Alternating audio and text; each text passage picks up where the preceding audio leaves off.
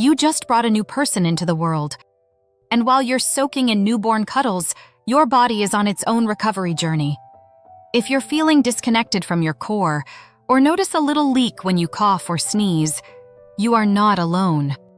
The good news? There are simple, gentle exercises to help you reconnect.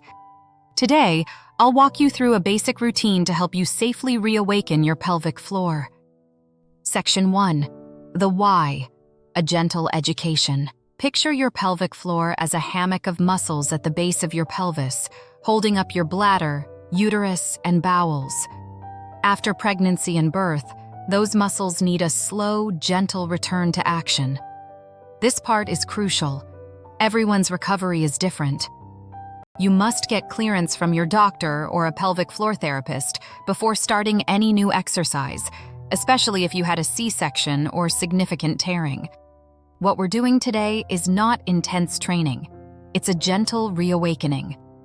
Section 2.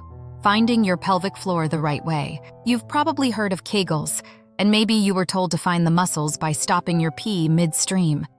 Only use that as a one-time trick to identify the feeling. Don't practice that way, as it can interfere with your bladder function. Instead, get comfy and gently imagine you're trying to hold back gas. Feel that little lift and squeeze, inward and upward. Another cue is to imagine picking up a tiny blueberry with your vagina.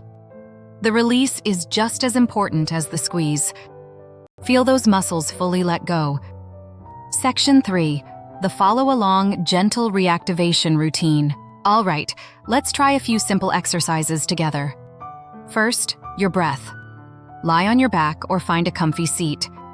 Take a slow breath in through your nose, letting your belly rise. As you breathe in, let your pelvic floor relax.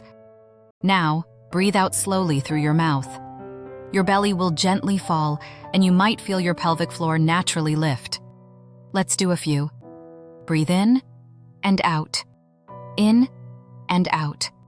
Now, let's add that blueberry lift. As you exhale, do that gentle lift and hold for 3, 2, 1.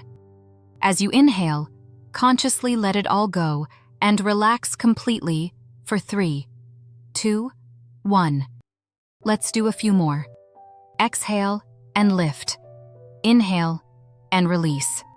Next, pelvic tilts.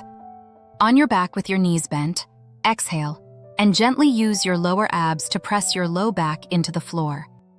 It's a tiny movement. Inhale as you come back to neutral. Let's try 5. Exhale and tilt. Inhale and release. Section 4.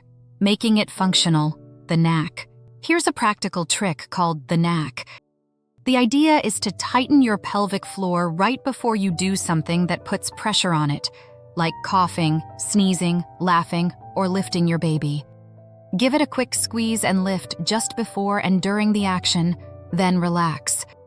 It's like giving your pelvic floor a heads up for extra support.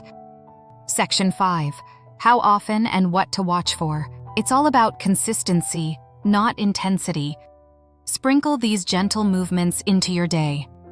The number one rule is to listen to your body. If you feel any pain, new pressure, heaviness, or if your symptoms get worse, that's your body's signal to stop and check in with your doctor or physical therapist. If you have a feeling of a bulge or leakage that isn't improving, it's definitely time to see a specialist. Above all, be patient and incredibly kind to yourself. Your body just performed a miracle, and healing is a process, not a race. If this was helpful, I'd love it if you'd subscribe for more videos to support your postpartum journey. You're doing great, and you've got this.